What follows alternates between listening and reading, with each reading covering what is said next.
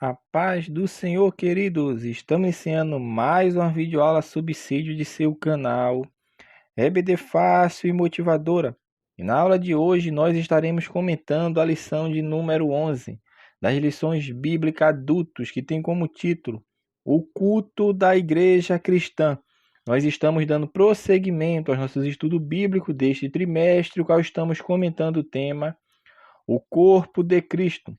Origem, natureza e vocação da igreja no mundo. E na lição de hoje, lição de número 11, estaremos comentando a lição O Culto da Igreja Cristã. O texto áureo encontra-se em 1 Coríntios, capítulo 14, versículo 26. Que fareis, pois, irmãos, quando vos ajuntais, cada um de vós tem salmo, tem doutrina, tem revelação, tem língua, tem interpretação. Faça-se tudo para edificação. Verdade prática. O culto é uma sublime forma de nos expressarmos em adoração, louvor, gratidão e total rendição a Deus. A leitura bíblica em classe encontra-se em Efésios capítulo 5, dos versículos 15 ao versículo de número 21. Então vamos iniciar nossa lição de número 11. O culto da igreja cristã. Então, dando prosseguimento aos nossos estudos deste trimestre, que estamos comentando o tema O Corpo de Cristo, estudando uma área da teologia sistemática, da eclesiologia. Hoje estaremos tratando justamente sobre o culto dentro da igreja, o culto na igreja cristã. Então, antes de adentrarmos dentro do assunto, nós temos que fazer uma definição, algumas definições, na verdade uma definição que é justamente do que é culto. Como o termo culto ele é definido, o que é culto? E o autor ele vai falar justamente sobre isto, que é o título, no caso da nossa lição de hoje, o culto da igreja cristã. Temos que entender que o culto é adoração, o culto é homenagem a divindade em qualquer de suas formas, ou de forma figurada. O culto é adoração, o culto é veneração, o culto é reverência. Então, de uma forma simples, nós podemos dizer que o culto ele está relacionado com a nossa atitude, com a forma, com a maneira como expressamos nossa adoração ao Deus a quem nós servimos. Então, meu irmão, dentro do contexto bíblico, principalmente no hebraico bíblico, o culto ele é visto como um serviço, e esse serviço ele é prestado a Deus, conforme Deuteronômio capítulo 6, versículo 13, que é justamente neste ponto aqui que o autor vai frisar já no primeiro tópico da lição, o culto como serviço a Deus. Porque é isto que nos remete a essa passagem bíblica, mostrando que o culto ele é visto como um serviço a Deus. E nesse aspecto é posto em realce justamente essa ação ritual. É posto em realce justamente a atitude interior, como o culto ele é prestado. Então, no Antigo Testamento, o culto, meu irmão, ele também era visto como sacrifício e como obediência à palavra de Deus. E é nesse contexto, justamente nesse contexto, esse aspecto ético, ele se sobressai ao ritualístico. Por isso a palavra de Deus nos fala que eis que o obedecer é melhor do que o sacrificar. Então, o culto no contexto do Antigo Testamento, ele tinha essa característica, que era um culto, sim, mas ele tinha esse aspecto ético. E esse aspecto ético da obediência à palavra de Deus, ele tinha que se sobressair aos rituais que eram efetuados, principalmente no tabernáculo e no templo cristão. Já dentro do contexto do Novo Testamento, aí nós já vemos a palavra grega, leitogel, que é usado para expressar justamente essa adoração, como serviço a que se presta a Deus, e esse termo ele tem duas categorias de significado. Pode ser tanto o culto espiritual, que nós falamos o culto cristão, e o culto como alto ritual do cristão. Então, nesse primeiro sentido de ser um culto espiritual, o culto ele é visto como cumprimento da própria vocação cristã. Já no sentido ritual, ele expressa essa celebração como esse ato ritual. Então, em o Novo Testamento, a centralidade do culto é a pessoa de Cristo. Então, isso que nós temos que compreender e entender. O culto como esse serviço prestado a Deus.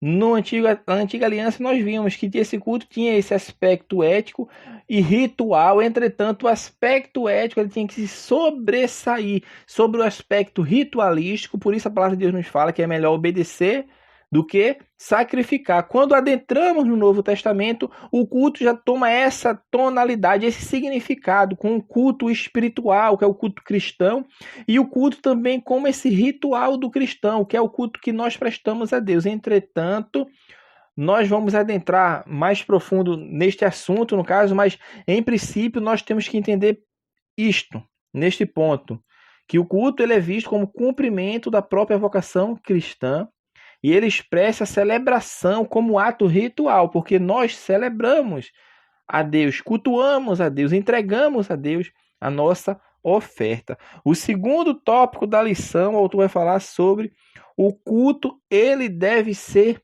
solene. E dentro desse aspecto do culto, nos remete justamente a essa compreensão correta que se tem de ter do culto cristão. Por quê? Porque é o tópico deste ponto aqui, a natureza. Nós temos que entender a natureza do culto para entendermos o quão solene ele é. Porque o culto ele é prestado a quem? É prestado a um Deus, e este Deus ele é santo, que por sua vez ele é adorado por uma igreja que também é santa. Então a solenidade do culto ele visa agradar a quem está sendo prestado o culto. E para agradar a quem está sendo prestado o culto, eu tenho que me identificar com quem eu estou adorando, ou seja, a Deus. Então, a Bíblia nos mostra que Deus dá as diretrizes de como agradá-lo. Então, essa solenidade dentro do culto passa justamente pela obediência a Deus. Quando eu entendo que a Bíblia fornece-me parâmetros para que eu faça tudo com decência, para que eu faça tudo com ordem,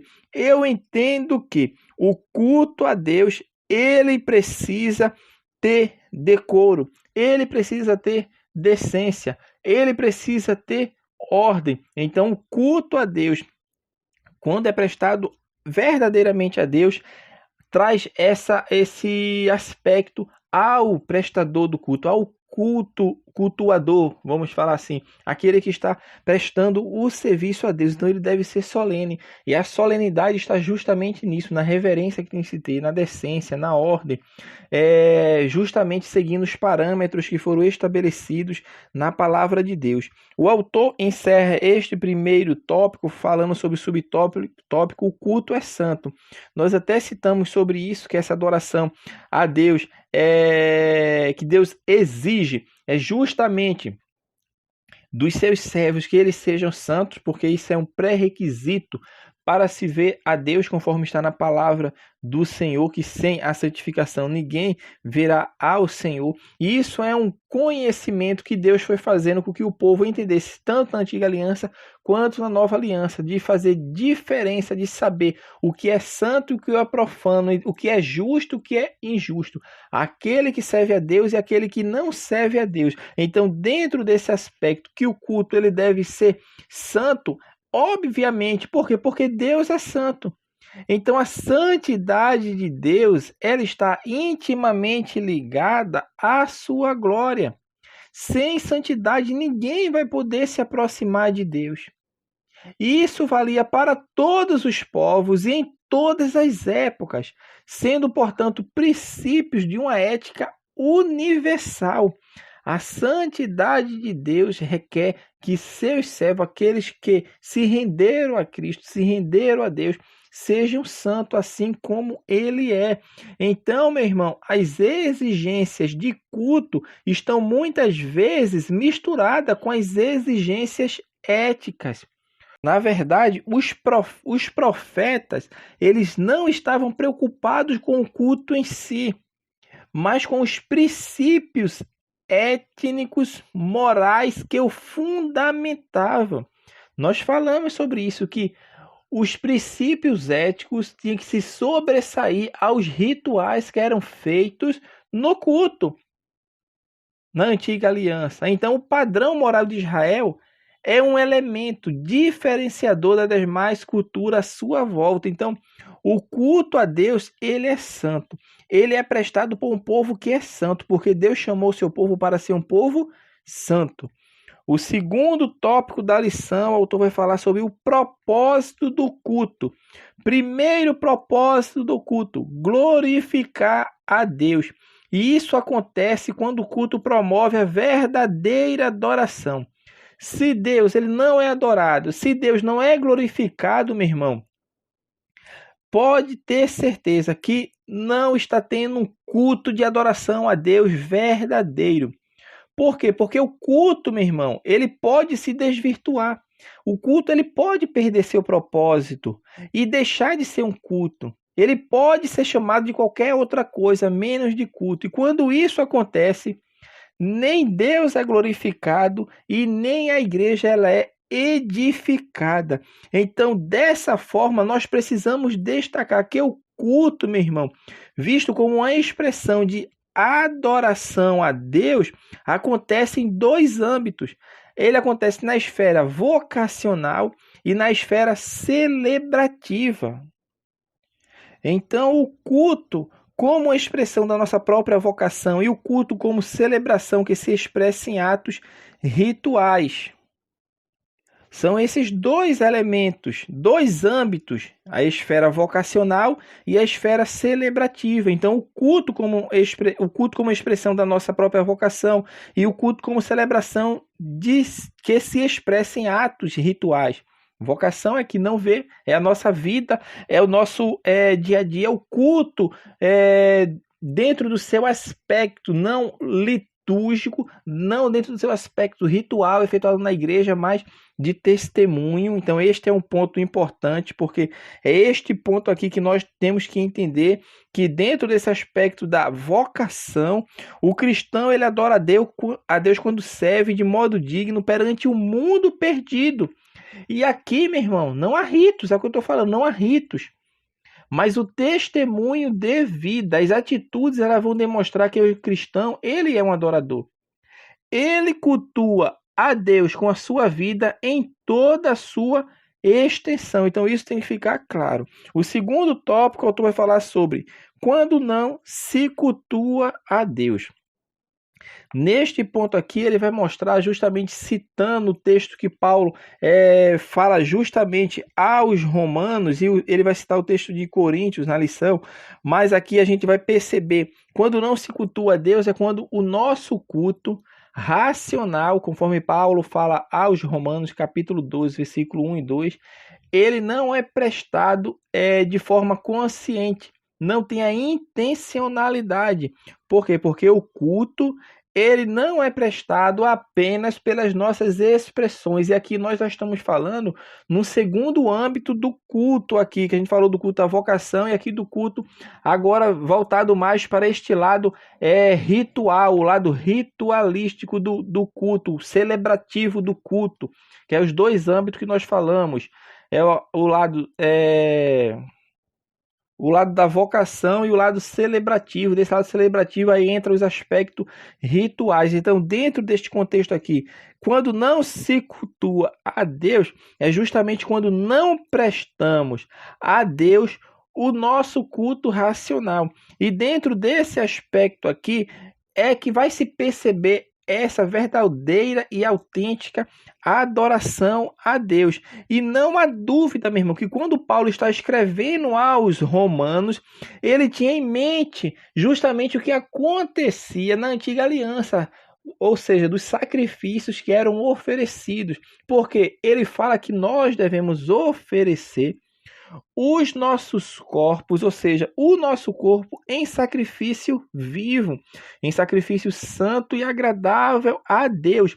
E isto ele fala é o vosso culto racional. Certamente Paulo estava lembrando, porque Paulo era um doutor da lei, conhecia todos os ritos que eram preconizados na antiga aliança. Então Paulo toma como partida essa referência do que era feito na antiga aliança e traz para nos mostrar que hoje, na nova aliança, este culto não é mais prestado com um animal morto, onde ali era oferecido a Deus em favor do pecado, assim, para cobrir, vamos falar assim, o pecado do homem que estava ali confessando, que estava rendendo o culto a Deus, porque os sacrifícios eles poderiam ser feitos pelo pecado, pela culpa e também de louvor, de gratidão a Deus. Então, hoje cada um de nós, oferecemos nossos corpos, nosso corpo neste culto a Cristo, mostrando e oferecendo, entendendo que eu vou a Cristo, eu ofereço-me a Cristo, mas não com um animal morto. Agora eu vou a Cristo com a minha própria vida. É um sacrifício vivo. E essa é a diferença que está aqui. A oferta na antiga aliança era apresentada morta. Aqui não, aqui a oferta ela é apresentada viva. Viva mesmo. Então, isso é que remete que o nosso culto ele é racional. Por quê? Porque eu que presto a Deus. E o culto, quando ele é prestado a Deus, o homem ele tem essa intencionalidade de saber o que está fazendo, oferecendo a Deus o melhor de si, porque este é o culto racional. E dentro deste aspecto aqui do culto racional, está entrando também justamente que o ser humano ele, ao prestar o culto a Deus, ele não presta unicamente através de sua mente. Ele não presta unicamente através do seu lado invisível, mas através também de seu corpo. Por isso o autor, inspirado pelo Espírito Santo, fala que nós devemos apresentar o nosso corpo. Ou seja, Cristo ele está preocupado também não só com a mente, não só com o coração, não só com o espírito, mas também com o corpo, porque nós temos que guardar irrepreensível, a palavra de Deus nos fala, tanto o nosso corpo, quanto a nossa alma, quanto o nosso espírito. Então aqui vale frisar que o crente, ele adora a Deus também com o seu corpo, e o testemunho cristão muitas vezes é visto pelas nossas atitudes, é pelo lado exterior.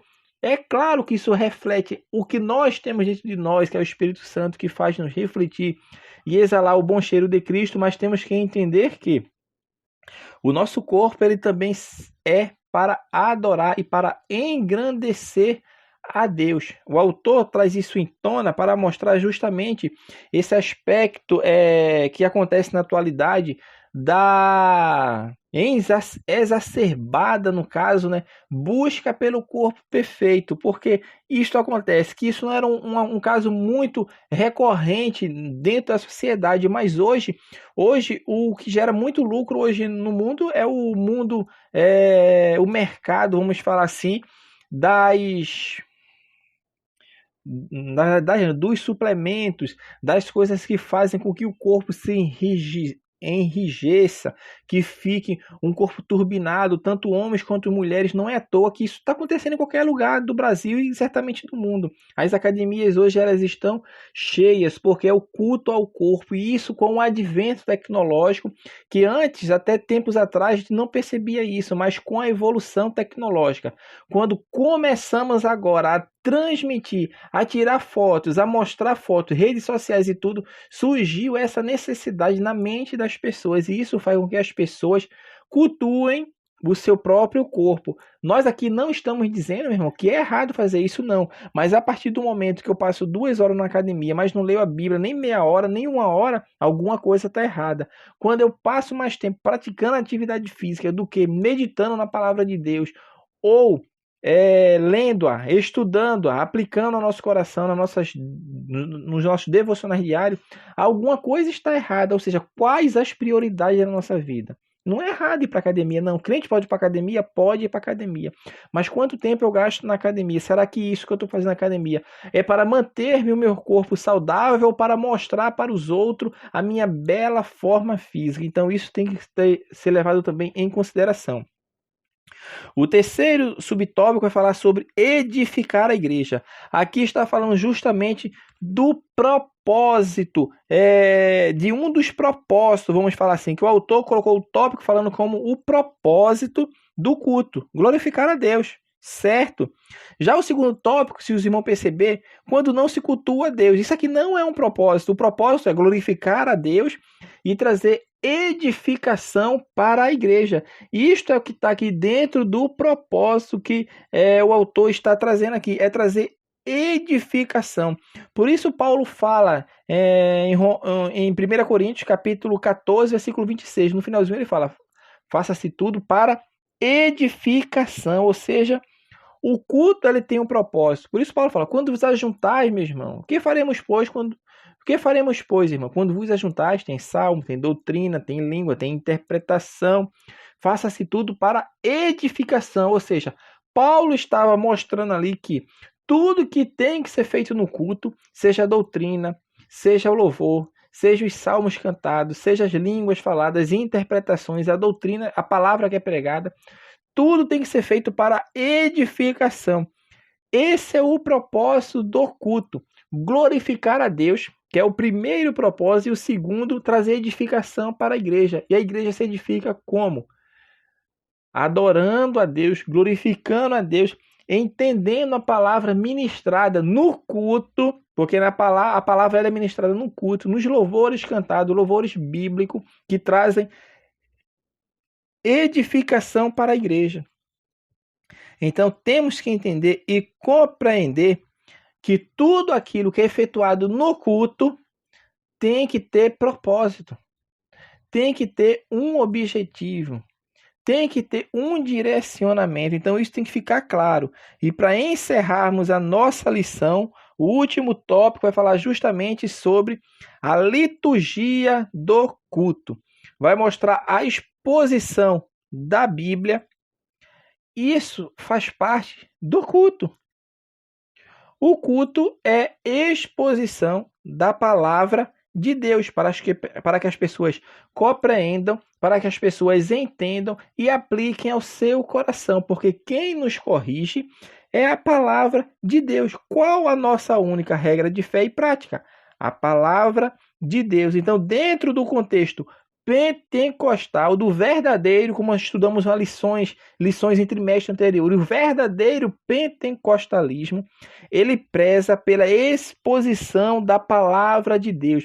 Exposição é abrir a Bíblia, ler a Bíblia e explicar minuciosamente o texto bíblico, para que as pessoas compreendam e saiam fortalecidas contra ventos de doutrina, contra aquilo que vem atacar aqueles que tentam tirar as pessoas do verdadeiro caminho e da rocha a qual estamos firmados. Então, para que eu fique firmado na rocha, eu tenho que entender quem é a rocha e por que ele é a rocha e qual a importância de se estar firmado na rocha. Então, meu irmão, Jesus, ele deu o maior exemplo. O maior exemplo foi ele que deu. Jesus, ele explicava a palavra de Deus. O texto que fala em Lucas, no capítulo 4, quando Cristo ali está na sinagoga e é convidado para ler o texto bíblico, a Bíblia fala que ele, ao ler, ele fechou o rolo, guardou o rolo e explicou a palavra.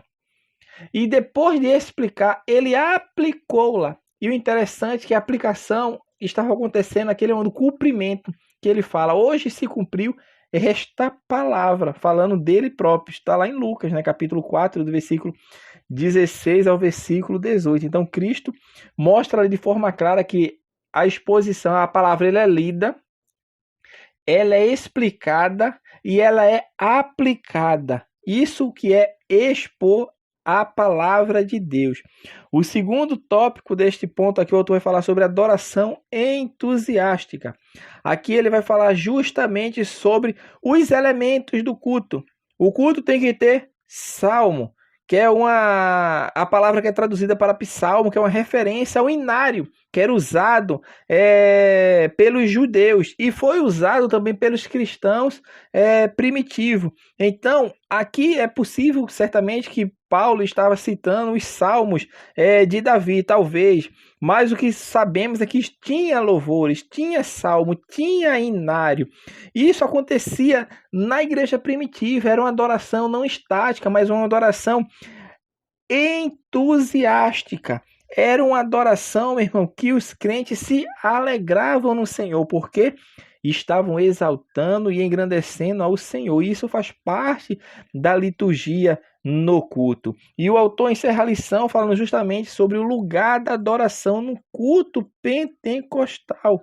A adoração no culto pentecostal, ela tem grande importância, porque o culto pentecostal, ele não é um culto que é desorganizado, ele não é um culto que não tem decência, mas pelo contrário, é um culto decente, é um culto que tem ordem, é um culto planejado. Entretanto, isto não restringe, meu irmão, que o Espírito Santo venha agir no culto, que o Espírito Santo venha fazer-se presente no culto, porque a igreja entende que a obra é dele e o dirigente é ele. Cristo é o cabeça da igreja. Então, o culto verdadeiramente pentecostal tem louvor, tem palavra, tem língua, tem revelação, tem interpretação.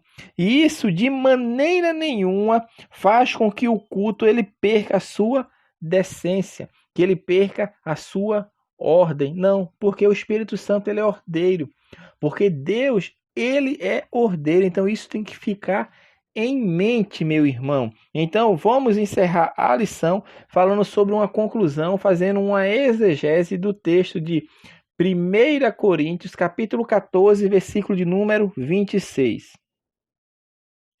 É o texto que nos diz: Que fareis, pois, irmãos? Quando vos ajuntais, cada um de vós tem salmo, tem doutrina, tem revelação, tem língua, tem interpretação. Faça-se tudo para edificação. Então vamos ver nesse texto os aspectos ritualísticos que Paulo está mostrando. Então vamos lá. Em primeiro lugar, o culto ele precisa ter um planejamento. E isto está explícito na pergunta: o que fareis, pois? Se, por um lado, um culto não deve ser algo fossilizado, meramente formalístico, por outro lado, o culto não deve ser desorganizado, que não tem planejamento algum. Então, esse é o primeiro ponto. Em segundo lugar, Paulo se refere aqui ao culto na esfera congregacional, isto é, o culto na igreja local. Isso está claro no versículo, quando ele fala, quando vos ajuntais. Então, Paulo está falando aqui do culto da natureza congregacional, na igreja local, quando vos ajuntais. Então, havia, portanto, meu irmão, um local. Havia um espaço onde a igreja ela estava se reunindo. Em terceiro lugar, nessa exegese desse texto que nós estamos fazendo, a questão temporal também era levada em conta. E isso está implícito no tempo encontrado para se reunirem. Algumas versões em português ela usam o advérbio quando, que indica tempo, para expressar isto justamente que estamos falando. Tem a questão temporal também, que era levada em conta. Tinha o tempo. Em quarto lugar, o culto deve contar com participação de cada um. Isso fica claro pelo uso da partícula grega ekastos. Cada um. Que é o que está no versículo. Cada um de vós tem. Cada um de vós tem, ou seja, todos devem participar do culto. Todos devem adorar. O problema nos cultos é que poucos participam dele. Esse é o problema. Em quinto lugar, prosseguindo nessa exegese, no culto devemos louvar. E isso está demonstrado pelo uso do termo grego psalmoi, que é salmos, que é justamente essa referência, esse antigo inário de Israel, como nós falamos, e que a igreja primitiva usava com frequência, e nós também usamos, no caso. Então, no culto deve, portanto, haver música, cânticos que enaltecem ao Senhor. Em sexto lugar, Paulo mostra que no culto deve haver a exposição da palavra. Ele demonstra isso quando ele usa a expressão doutrina. E doutrina aqui é o termo grego didaquê, que tem o sentido de instrução. O culto deve servir para instruir a igreja. É pela instrução que o crente ele é discipulado. Em sétimo lugar, o apóstolo ele se refere às manifestações carismáticas, isto é, o uso dos dons espirituais no culto. E isto está demonstrado nos termos que ele usa: revelação, línguas, interpretação. O culto não é apenas um ritual morto, mas uma celebração dinâmica, onde o Espírito Santo ele opera. E por fim, em oitavo lugar, Paulo mostra que o culto ele tem um propósito, que é o final do versículo, que é a edificação da igreja. Seja tudo feito para edificação. Então, assim, meus amados irmãos, nós estamos encerrando essa lição de hoje com essa exegese deste versículo em 8 pontos que elencamos para mostrar como deve ser o culto cristão. Então, encerramos assim a lição de número 11, o culto da igreja cristã. Que Deus abençoe os irmãos e até a nossa próxima aula, se assim o Senhor permitir.